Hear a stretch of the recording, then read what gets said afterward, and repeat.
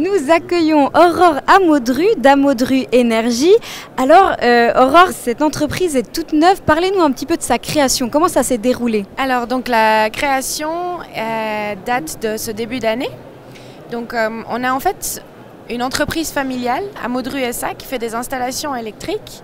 Et donc depuis toujours en fait j'ai un peu été baignée dans les économies d'énergie, les énergies renouvelables, ce genre de choses, de par mon papa. Et en fait, l'année passée, j'ai eu une réorientation de carrière qui s'est passée aussi au même moment que les événements de Fukushima sont arrivés. Donc c'est vrai que j'entendais déjà parler d'énergie renouvelable, et puis quand il y a un événement comme ça qui se passe, ça nous rend aussi beaucoup plus sensibles à certaines choses. Et du coup, comme c'était déjà un sujet qui m'intéressait, ça m'a donné envie de me lancer là-dedans et de créer en fait mon propre bébé dans le domaine. Et de pouvoir en fait par la suite, dans le futur, pouvoir travailler aussi avec l'entreprise familiale, dans le sens que eux pourront aussi se développer dans ce domaine-là et on pourra en fait s'apporter du travail mutuellement. Et au cours de cette création d'entreprise, justement, est-ce qu'il y a eu des difficultés qui sont présentées sur le chemin? Moi, je suis en fait ingénieure EPFL. C'est un très joli diplôme qui est très reconnu, mais malheureusement, on ne vous donne pas forcément les outils pour l'entrepreneuriat, pour tout ce qui est management, gestion d'entreprise, stratégie.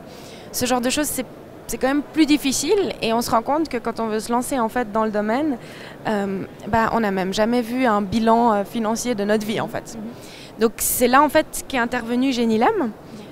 Donc j'ai obtenu l'accompagnement Genilem au mois de septembre qui vient de passer.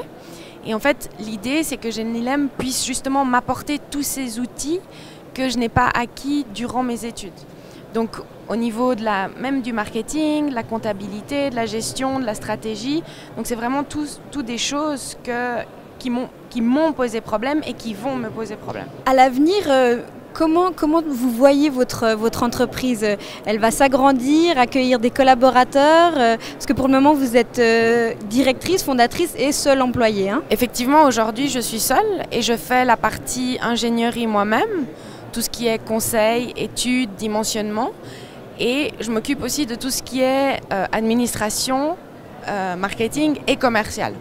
Donc j'aimerais pouvoir, l'idée est bien sûr de grandir, de pouvoir participer à promouvoir, disons, l'économie en Suisse en créant des nouveaux emplois et pouvoir en fait avoir des gens que je vais recruter qui vont faire le travail d'ingénieur et que je puisse à l'avenir me focaliser vraiment sur le commercial, la vente et ce genre de choses.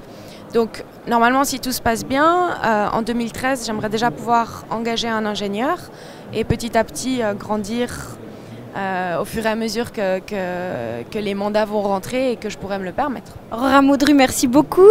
On vous souhaite bonne chance pour la suite et on espère vous revoir dans quelques années en tant que formatrice en donnant des conseils aux nouveaux créateurs d'entreprises. Merci beaucoup, merci à vous.